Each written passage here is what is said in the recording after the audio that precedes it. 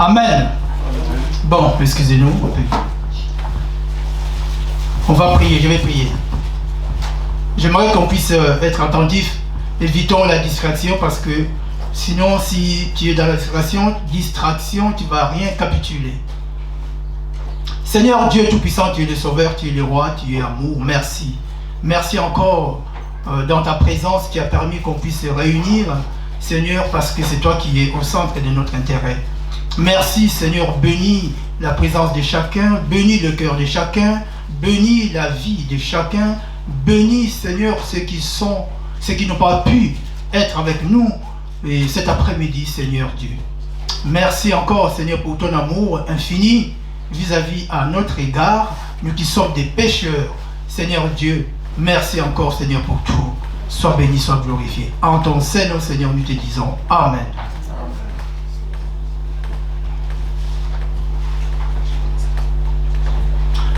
Je vais continuer par rapport aux enseignements que j'avais commencé concernant la restauration divine dans l'Église et dans ma vie.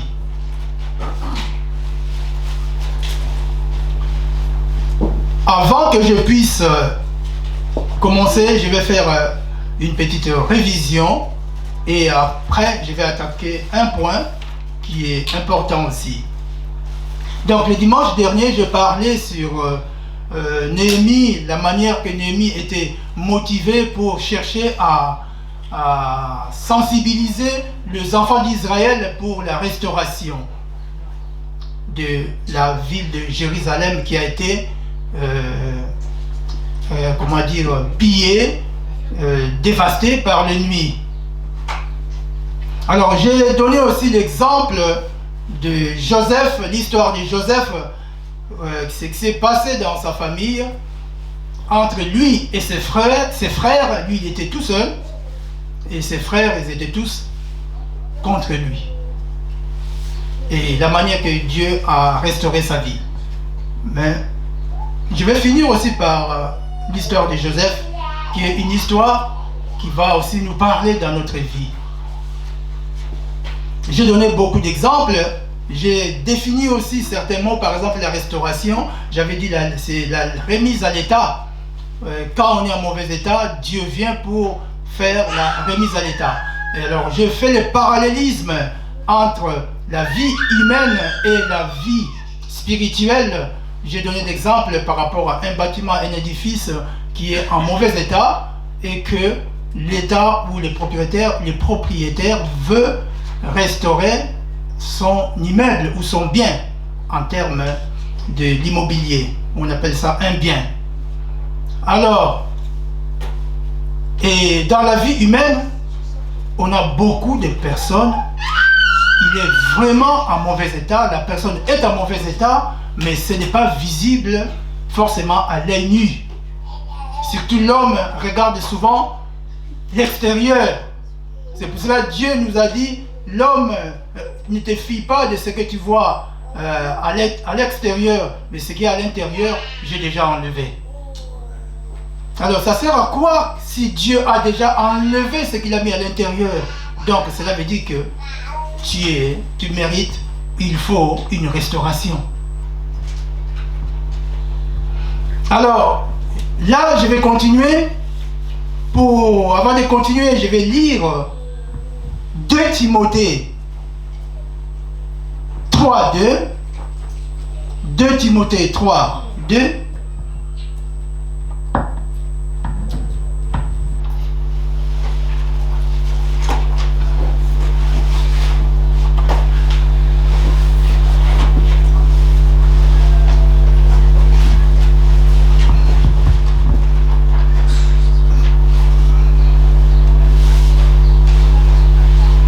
Timothée 3:2.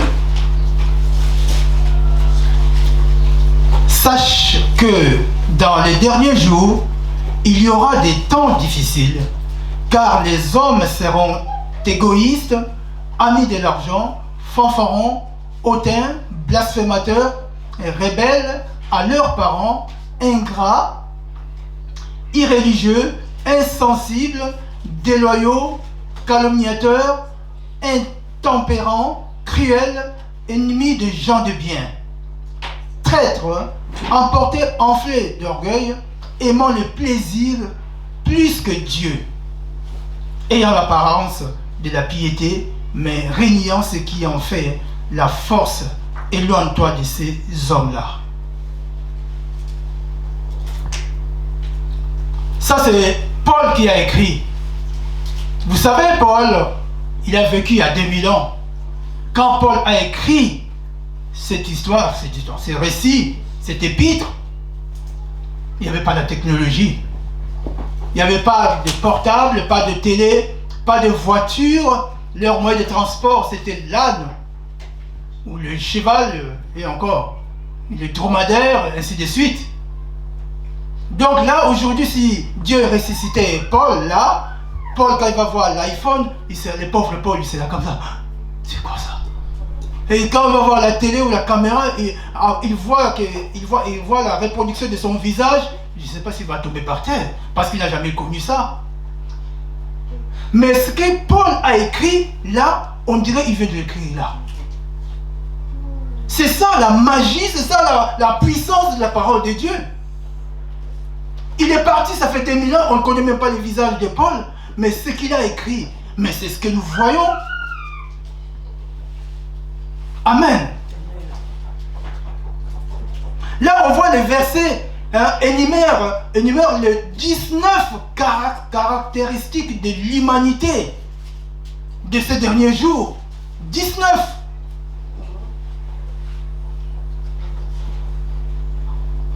Donc, ce qui frappe dans ces versets, quand tu regardes bien, ce qui nous frappe là, on constate que l'homme aime lui-même, soi-même.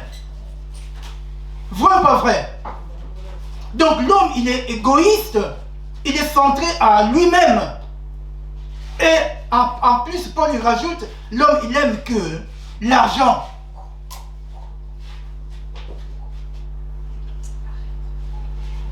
Et il ressort encore, Paul dit, l'homme aime les plaisirs plus que Dieu.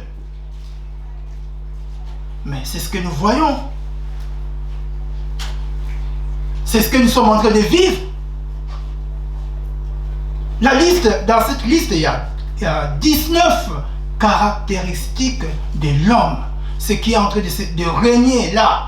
Par exemple, je ne vais pas définir tout, irréligieux. Celui qui est irréligieux, mais celui qui a perdu le bon sens des bonnes choses. On voit des irréligieux partout. Insensible, celui qui a un cœur dur. On le voit. Cruel, les gens cruels. Un cruel, c'est quelqu'un qui est brutal. L'homme, il est brutal là aujourd'hui. Intempérant, ce que la Bible dit, celui qui manque la maîtrise. Mais Paul, il ne vit pas avec nous. Il n'est pas là. Je ne sais pas dans sa tête quand il était vivant, je ne sais pas s'il savait que peut-être un jour le monde sera modernisé, je ne sais pas. Paul, il ne connaît pas l'avion. Nous, on a eu la chance de monter dans l'avion, là, mais Paul ne connaît pas l'avion. Regarde ce qui se passe là, aujourd'hui. L'homme a mis de l'argent. Fanfaron, il a dit même fanfaron. Un fanfaron, c'est quelqu'un qui est vantard. On le voit aujourd'hui, il y en a qui se sacrifient, il sacrifie son corps pour l'argent, il sacrifie son frère, sa soeur, sa maman, son papa, peut-être lui-même aussi, pour de l'argent, on le voit. Après avoir constaté toutes ces choses-là, mais il faut une restauration pour l'homme, non? Tout ça pour les plaisirs du monde, les choses futiles, les choses que sont ingrates aussi, il faut le dire. C'est ingrat. Tout ce que nous sommes en train d'amasser sur terre, c'est ingrat.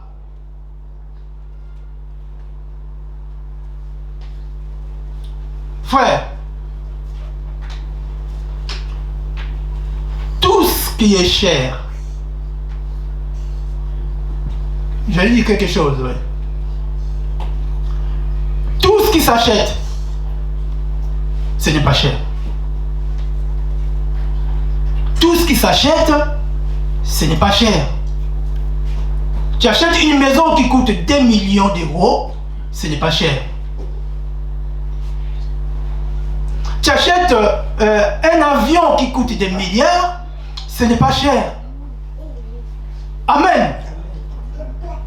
Tu achètes une chaussure, une paire de chaussures ou la montre Rolex qui coûte 60 000 euros, ce n'est pas cher, frère.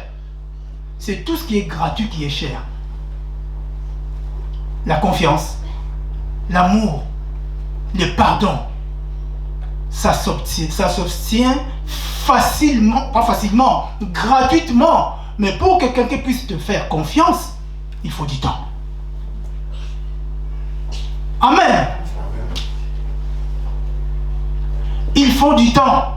Ça, c'est des vraies vertus de Dieu, c'est des vraies valeurs. Il n'y a pas une valeur qu'on peut chiffrer par rapport à l'amour, par rapport au pardon, par rapport à la confiance. Parce que si Dieu t'aime, qu'est-ce qui vaut plus que l'amour de Jésus, frère?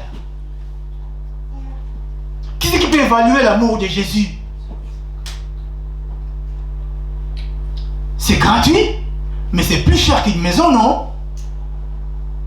C'est gratuit, c'est plus qu'une Rolls, un avion, je ne sais pas, tout ce que les gens ils se battent, ils se taillissent à cause du matériel, mais c'est pas cher ça. Parce qu'on va te l'arracher un jour. On va te l'arracher un jour.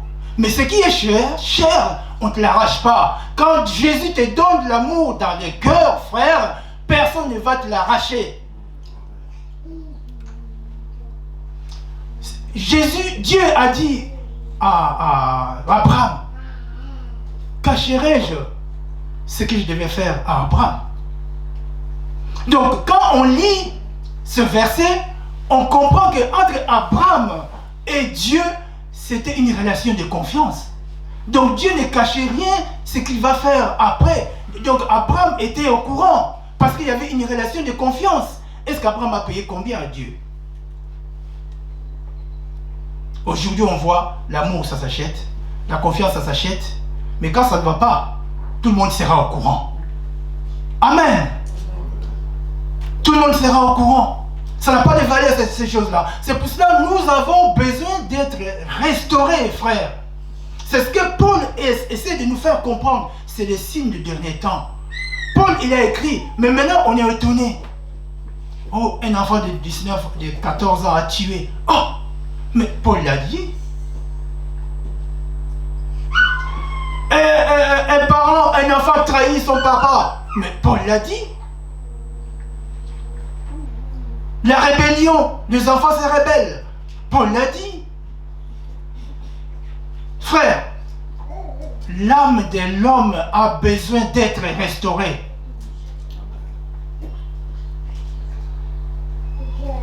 C'est la partie la plus difficile, c'est la partie la plus résistante, c'est la partie qui refuse d'être restaurée, d'être rétablie.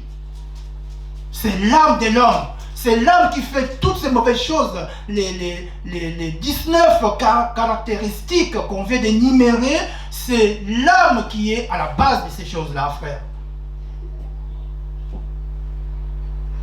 L'homme a besoin d'être restauré, frère. Je ne dis pas qu'on n'a pas besoin de travailler. Je ne dis pas qu'on n'a pas besoin d'argent. Je ne dis pas cela. Mais si on néglige Dieu, si on trouve beaucoup plus de plaisir à des choses mondaines qu'à Dieu, frère, tu as besoin d'être restauré, frère.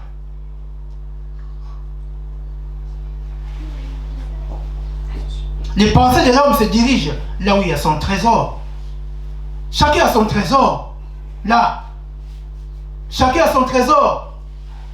Certaines personnes, c'est les femmes, certaines personnes, c'est les hommes, certaines personnes, c'est l'argent, certaines personnes, c'est le succès, le pouvoir. Frère, mais moi, j'essaie de nous faire comprendre. J'ai dit nous, y compris moi-même. Frère, ton trésor, si c'est Jésus, c'est une valeur sûre, frère. C'est une valeur sûre.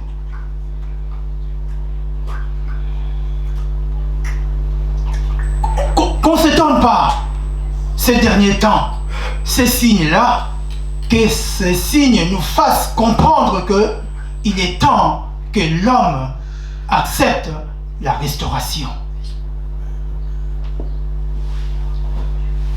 Il ne faut pas entretenir les 19 caractéristiques que je vais de citer là. Si tu entretiens ces choses-là, frère, à ton intérieur, tu penses ça, tu gardes ça sur toi, tu deviendras un monstre. Ils sont 19. Même si tu prends un et que tu entretiens ça, tu seras un monstre. Juste sois égoïste. Tu vas voir, tu seras un monstre. Un égoïste, il ne pense qu'à lui. Tout est pour lui. L'argent, c'est lui, pas vous. La bénédiction, c'est lui, pas vous. Il fait tout avec lui.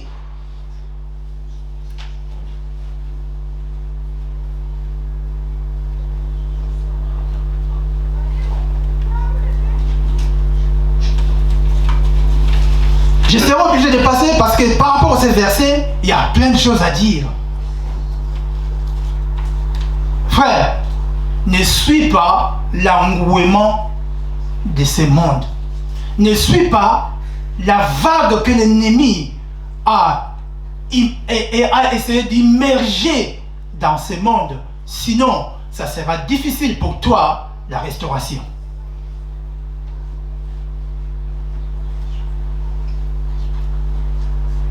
Pour continuer, je reviens sur Genèse.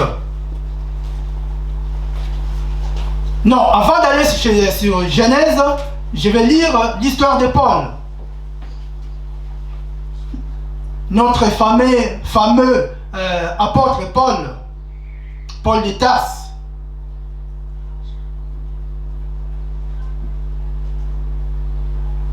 Dans Actes des Apôtres, Acte 9, suivons bien.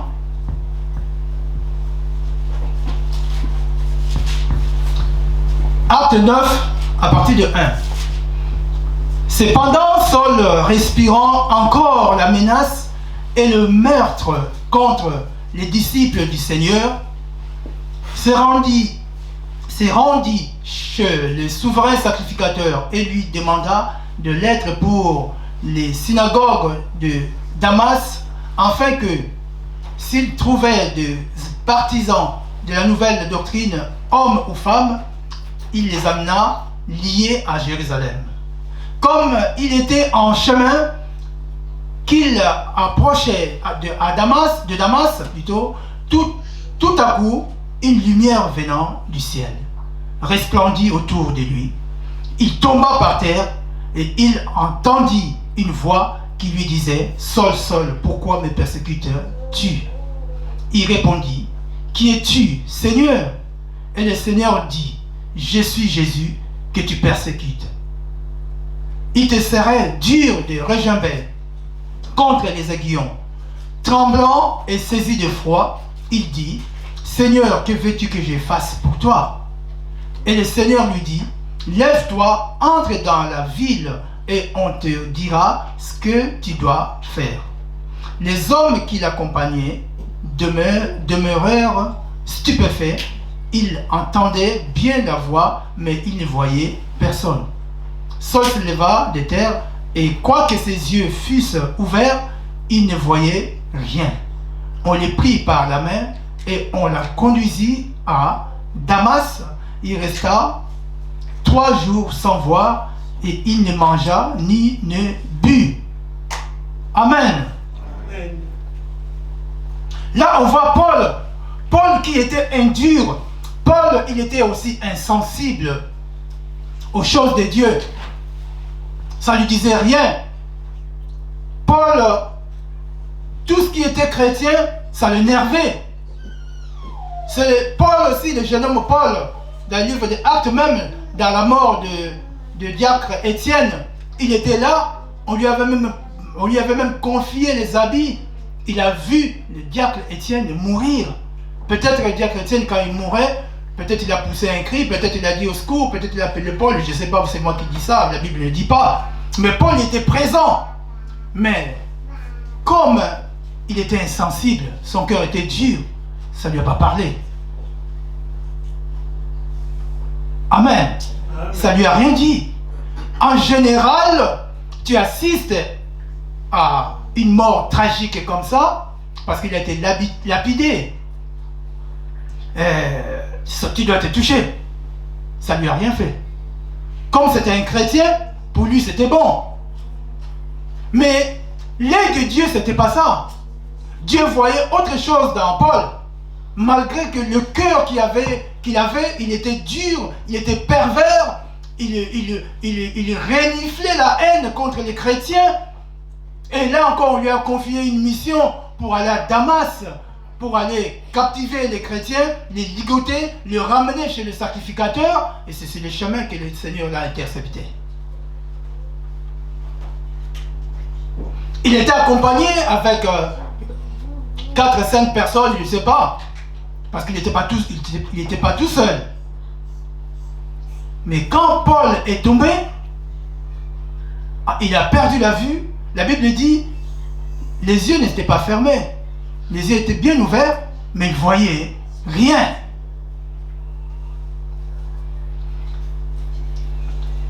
Ça, c'était la méthode, la stratégie que Dieu a choisie pour ramener Paul vers la restauration. Amen. Pour toi, ça peut être aussi des difficultés, certaines portes qui te sont fermées, mais tu ne comprends pas, peut-être c'est une restauration. Mais c'est pour Paul, c'était ces moyens-là. Parce que les yeux de Paul reflétaient la haine. Le regard de Paul mitraillait le chrétien. Il fallait que Dieu puisse, inhiber les yeux remplis de la haine pour que Dieu puisse donner des yeux spirituels, des yeux de l'amour, la bouche qui profane l'amour et les oreilles qui entendent les choses de Dieu, frère. Amen. La haine que Paul avait, c'était fort, c'était trop dur. Là, Paul était fini.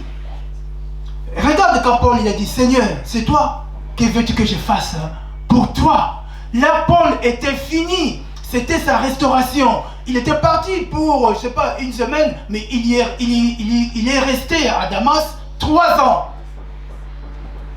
Mais regarde ce qui s'est passé.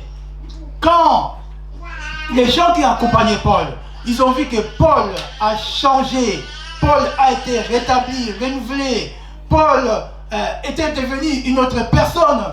Paul, Dieu a fait une remise à l'État. Ils ont voulu le tuer. Amen. Quand tu viens vers le Seigneur, parce que ces gens-là sont ennemis des gens de bien.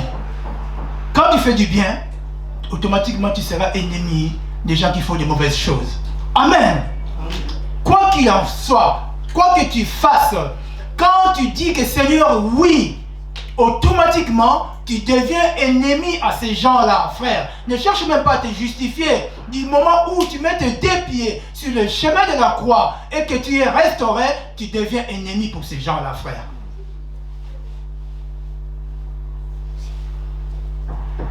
C'est ce qui s'est passé dans la vie de Paul.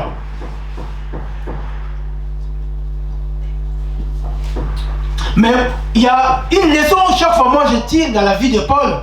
Moi j'aime bien Paul. Même quand il était méchant, j'aime bien.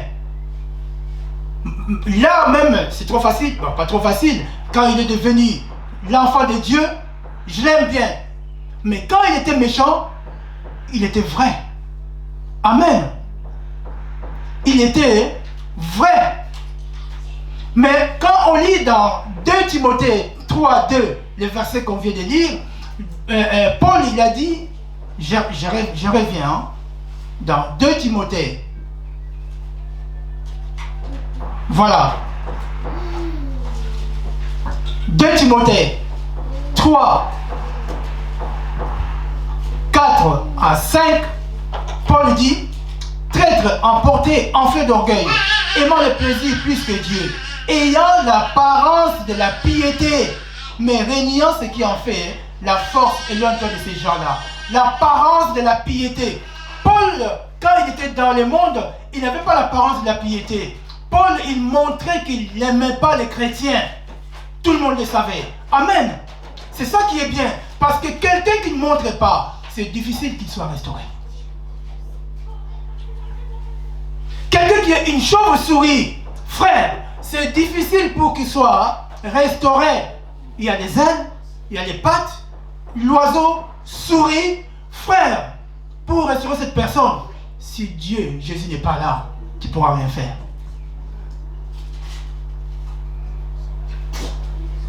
Paul avait une vraie facette. Cette facette, tout le monde le savait que Paul, si tu vois Paul, court.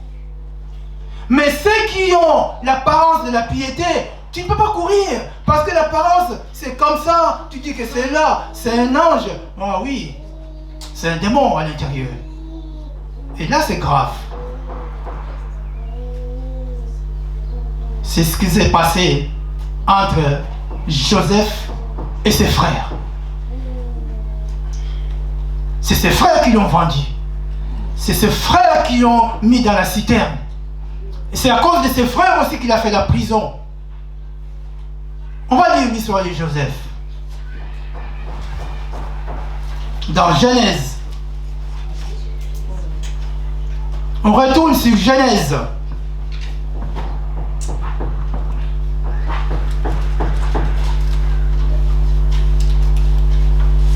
Amen. Genèse.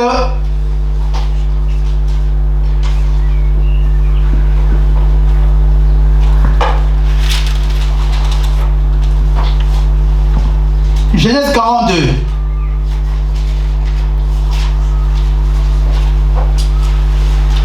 Bon, on va aller jusqu'à 45.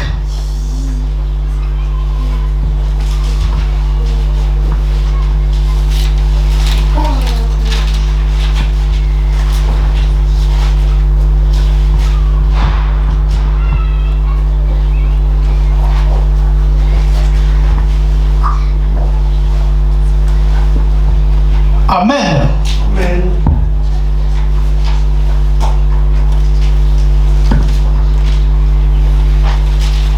Je cherche un petit verset que je vais lire.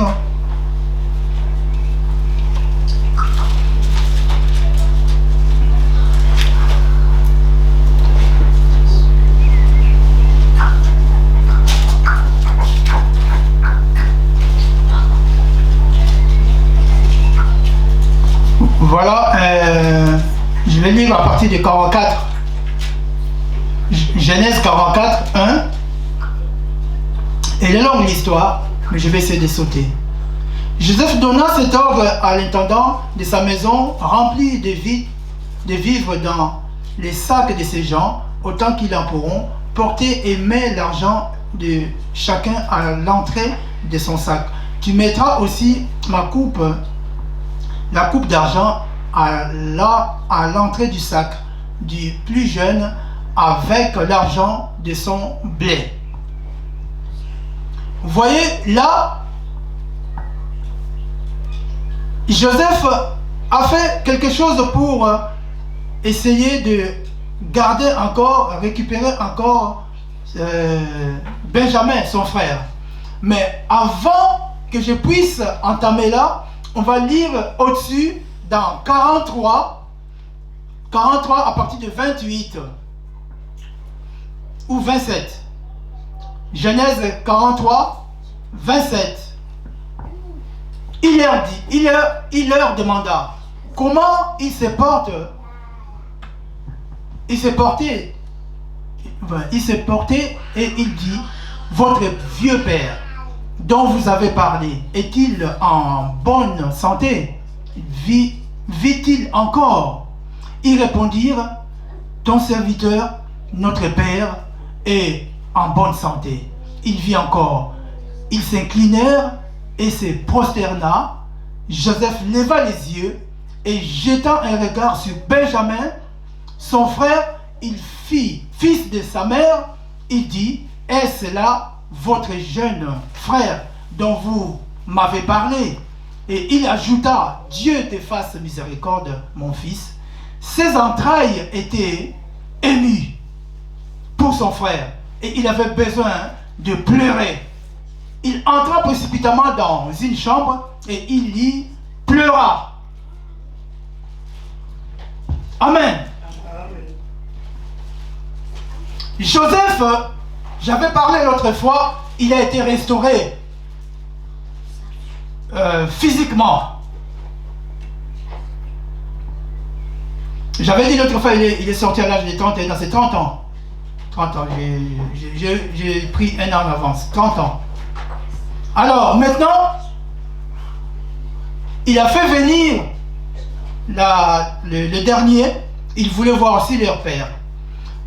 Mais regarde, quand dans le cœur il y a quelque chose, quand dans le cœur il s'est passé des choses dans la vie d'une personne, quand tu as été, je ne sais pas, tout ce qui s'est passé, parce que Joseph, quand il a eu les enfants, il a dit, le Seigneur a effacé sa souffrance et ce qui s'est passé dans la maison à son père.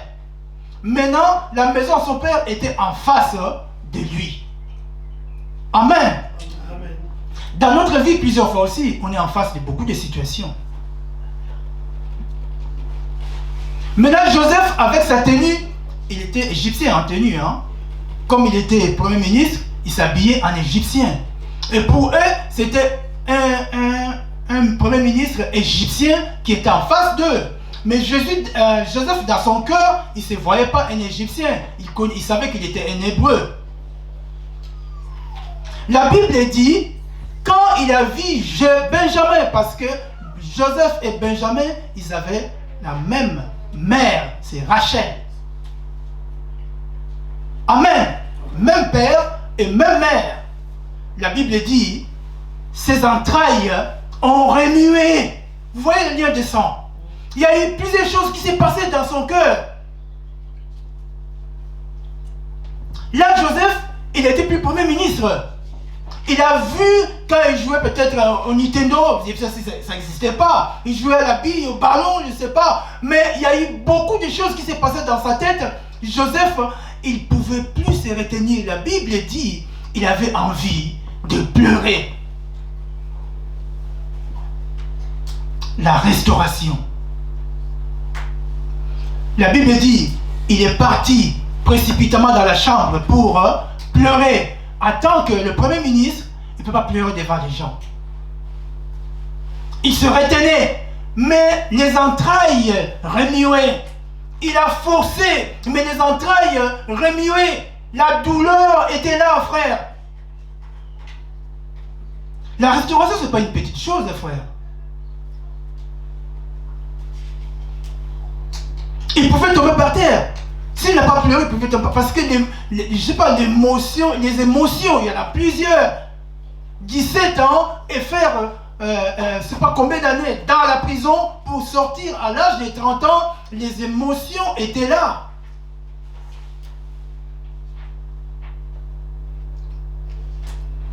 Regardez encore. Genèse 45.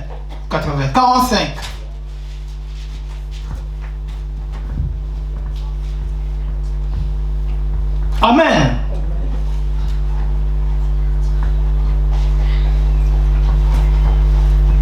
Joseph les a dit,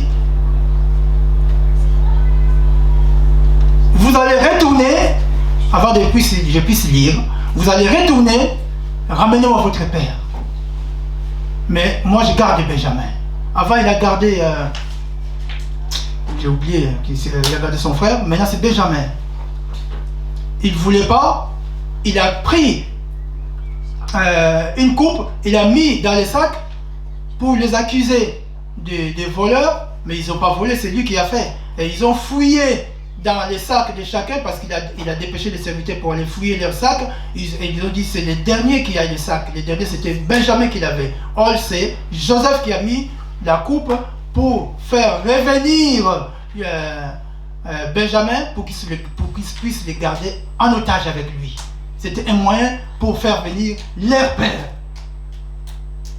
Et ces frères, quand ils ont vu, quand ils ont fouillé, ils ont vu que la coupe était dans les sacs à Benjamin, ils ont déchiré les vêtements. Ils ont dit c'est fini. C'est monsieur qui nous parle durement. Maintenant il a eu notre frère. C'est fini, c'est foutu. Après ils ont dit, mais notre père il est vieux. Ce que vous demandez, si notre fils meurt, les cheveux blancs vont encore pousser, ils vont tomber et vont pousser. Ça sera la cause de sa mort. Parce que l'émotion ou les émotions seront là. Il lui a dit, je vais voir votre père ici. Alors, maintenant dans le verset 45, Joseph ne pouvait, suivez-moi bien, Joseph ne pouvait plus se contenir devant tout ce qui l'entourait. Parce qu'il a installé la table avec sa famille. Il a fait faire jouer les protocoles. Ça a été bien fait. Et ses frères étaient à l'honneur sans le savoir. Ils s'étonnaient d'un côté, mais de l'autre côté, ils ont dit, ce monsieur, il va nous emprisonner certainement. Parce que sa façon de parler, son regard, ça nous parle beaucoup. Alors maintenant, la Bible dit, Joseph ne pouvait plus se contenir devant tout ce qui l'entourait. Il s'écria, faites sortir tout le monde. Et il resta personne avec Joseph. Quand il se fit connaître à ses frères, il éleva la voix en pleurant. Les Égyptiens l'attendirent et la maison de Pharaon l'attendit. Joseph dit à ses frères, je suis Joseph, mon père, vit-il encore? Mais ses frères ne purent lui répondre, car ils étaient troublés en sa présence. Joseph dit à ses frères, approchez-vous de moi. Et ils s'approchèrent. Il dit, je suis Joseph, votre père, que vous avez vendu pour être mené en Égypte. Frère, c'était fort. Joseph est riche. Il manquait rien. L'argent, les bonheurs, il avait tout. Mais quand on voit Joseph à pleurer, on comprend qu'il manquait quelque chose, frère. Donc on comprend que la richesse, l'argent, les matériels, c'est rien du tout quand on manque l'affection familiale, frère. Est-ce que quelqu'un me comprend? C'est une grande affliction quand tu manques l'affection paternelle, l'affection maternelle, l'affection de tes frères. Frère, c'est un manque que personne ne peut ni combler, ni compléter, ni inventer si ce n'est pas Dieu, frère. Joseph a poussé un cri. Ce n'est pas un cri pour tuer quelqu'un. Ce n'est pas un cri pour faire peur aux gens. C'est un cri d'amour, c'est un cri de douleur qui date de longtemps. Un cri profond, frère, de restauration. Il avait besoin d'être restauré. Ses tripes remuaient. Son cœur bougeait. Les émotions étaient dans Joseph. La Bible dit quand il a poussé un cri, tous les Égyptiens étaient au courant. Parce que cette douleur, quand il est sorti, tout le monde a écouté la voix de Joseph. La douleur qui est partie pour la restauration, frère.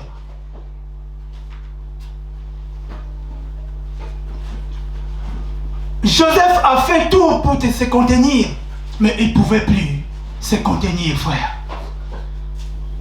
Amen. Amen.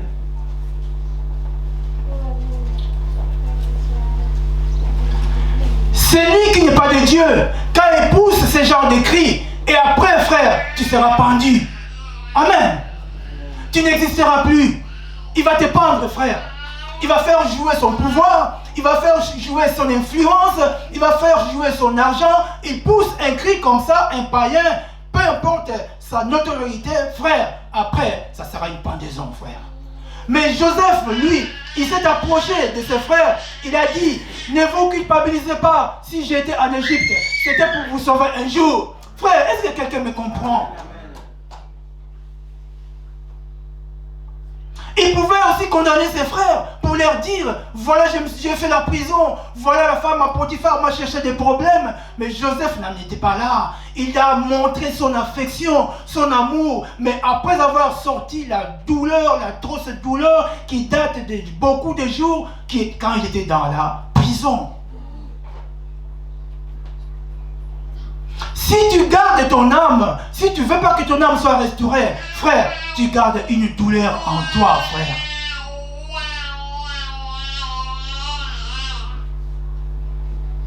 On ne garde jamais la douleur. On ne garde jamais la déception. On ne garde jamais ce qui est mauvais dans son cœur. Sinon la restauration ne pourra pas être établie par l'Esprit de Dieu, frère. Joseph a poussé un cri. Un ministre qui pousse un cri. Peut-être ils ont cru qu'il était tombé. Peut-être ils ont cru qu'on l'a mordu par un serpent, je ne sais pas. Mais c'était un cri, il n'a pas été mordu. C'était la douleur profonde qu'il avait. Et en même temps accompagné de l'amour, l'affection envers ses frères. Parce qu'il les a pardonnés. Il les a pardonnés. Il les a montré l'amour. Qui c'est qui peut le faire de nos jours aujourd'hui? Qui? Tu fais la prison. On t'a vendu 2 fois comme une baguette sans valeur. Et tu embrasses tes frères. Qui c'est qui peut le faire aujourd'hui? Je cherche des personnes comme ça.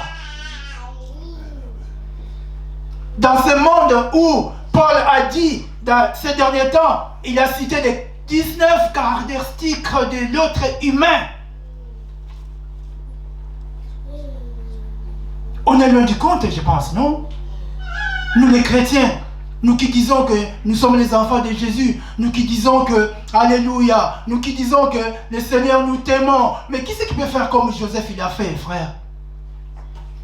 Ses tripes ont remué en voyant son frère. Ses tripes ont montré de l'amour. Il a pensé peut-être quand il mangeait avec son frère dans une même assiette.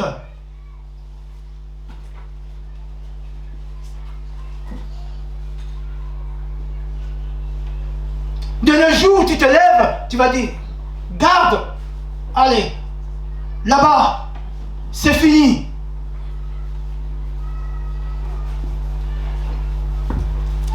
Vous savez, Joseph, il a souffert. Hein? Joseph, il a souffert.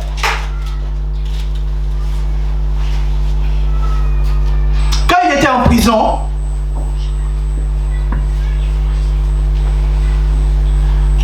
il y a eu la personne qui travaillait avec le roi.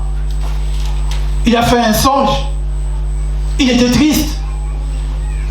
Il est venu vers Joseph pour l'explication. Joseph a fait l'interprétation du songe. Je sais, c'est le verset, c'est dans 43 ou 42.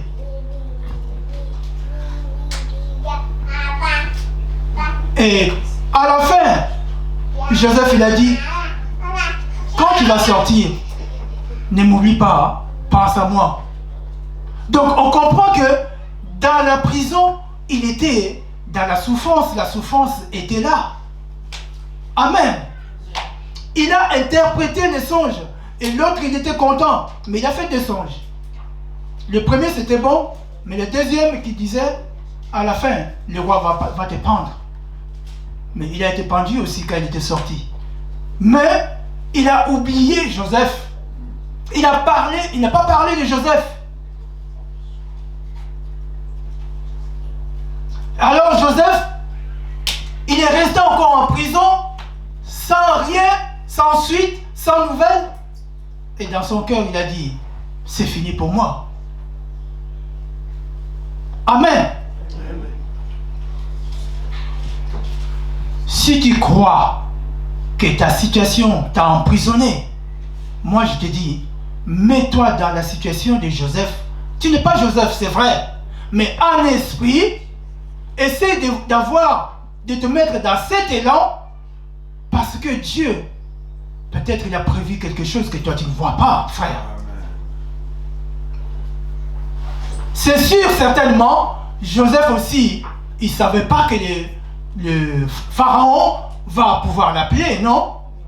Dans sa tête, il ne savait pas. Lui, il a dit, je finirai mon séjour en prison. En plus, on l'a accusé de viol, la femme de Potiphar, un homme influent, mais c'est fini pour lui. Mais quand tu fais du bien, avec le cœur, frère, on peut faire du bien parce que c'est du superflu. On peut faire du bien parce que, pour se montrer, c'est l'orgueil. Mais on peut faire du bien aussi parce que tu es poussé par l'Esprit de Dieu avec le cœur. Mais ce bien-là que tu fais, c'est un produit qui se fructifie. Ça peut descendre même vers tes petits-enfants. Est-ce que quelqu'un me comprend? Faire du bien. C'est ce qui a payé Joseph quand il est sorti, quand on l'a appelé, et il est monté au sommet. Et aussi, c'est par Joseph que tout un peuple a été épargné, vu même sa famille. Attendez, on va dire. Amen.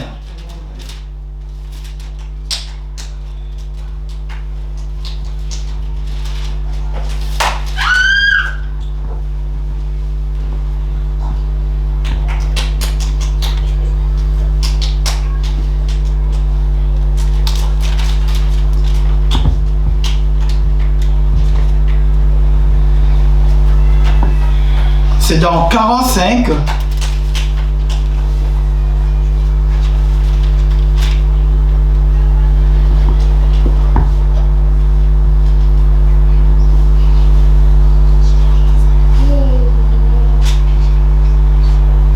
Amen. Je lis dans Genèse 45 à partir de 16. Le bruit se répandit dans la maison de Pharaon que le frère de Joseph était arrivé, ce qui fut agréable à Pharaon et à ses serviteurs. Pharaon dit à Joseph, dis à tes frères, faites ceci, chargez vos bêtes et partez pour le pays de Canaan, prenez votre père et vos familles et venez auprès de moi. Je vous donnerai ce qu'il y a de meilleur au pays d'Égypte et vous mangerez la graisse du pays.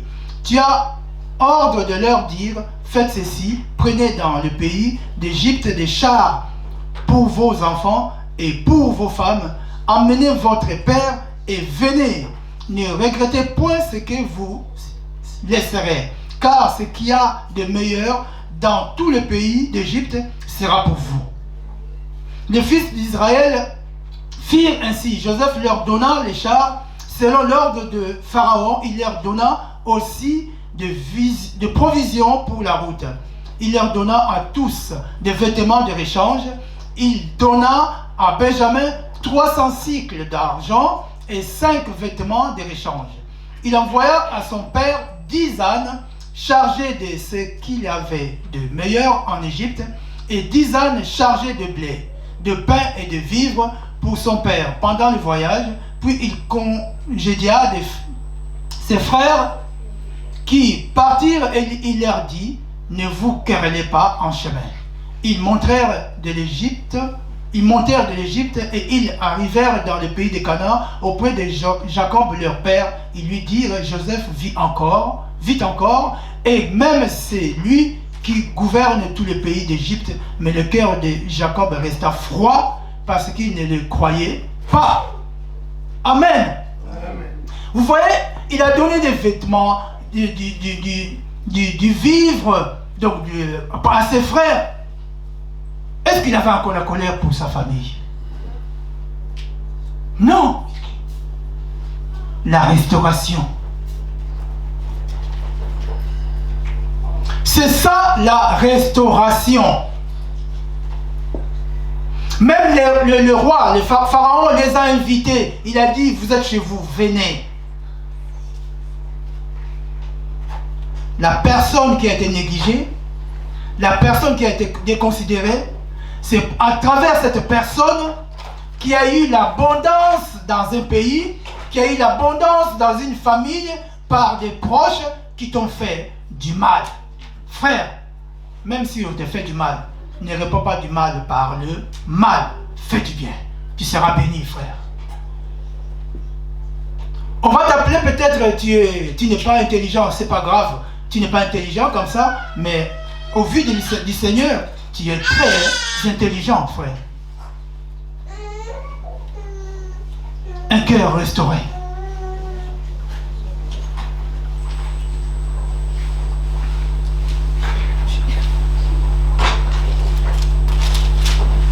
Joseph, si tu regardes la vie de Joseph, on compare la vie de Joseph à l'image de Jésus. Jésus a commencé sa mission à l'âge de 30 ans. Et Joseph aussi, sa mission a commencé à l'âge de 30 ans. Difficilement, avec des douleurs. Difficilement, Joseph ne pouvait pas se retenir. Ses émotions, sa souffrance, les manques de son père. Parce que c'était l'enfant chéri de son père. En voyant ses frères, c'était venu. On lui a privé de son père pendant des années. Mais il les a pardonnés, frère. Tu veux être béni. Tu veux être restauré. Pardonne le pire de tes ennemis. Amen.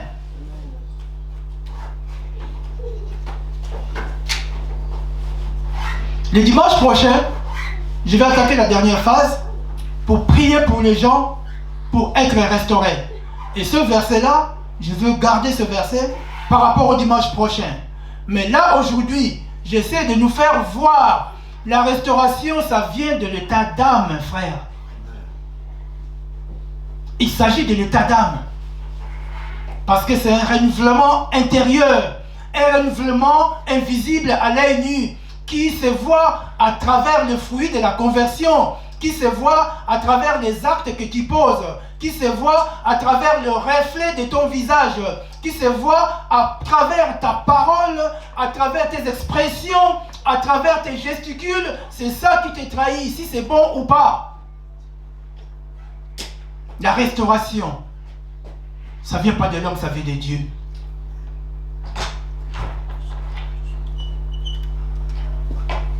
Je vais m'arrêter là pour exploiter les temps. Là, aujourd'hui, c'est la rentrée. Parce qu'il y a eu un long week-end. Pour ceux qui vont conduire. Je m'arrête là, que le Seigneur vous bénisse.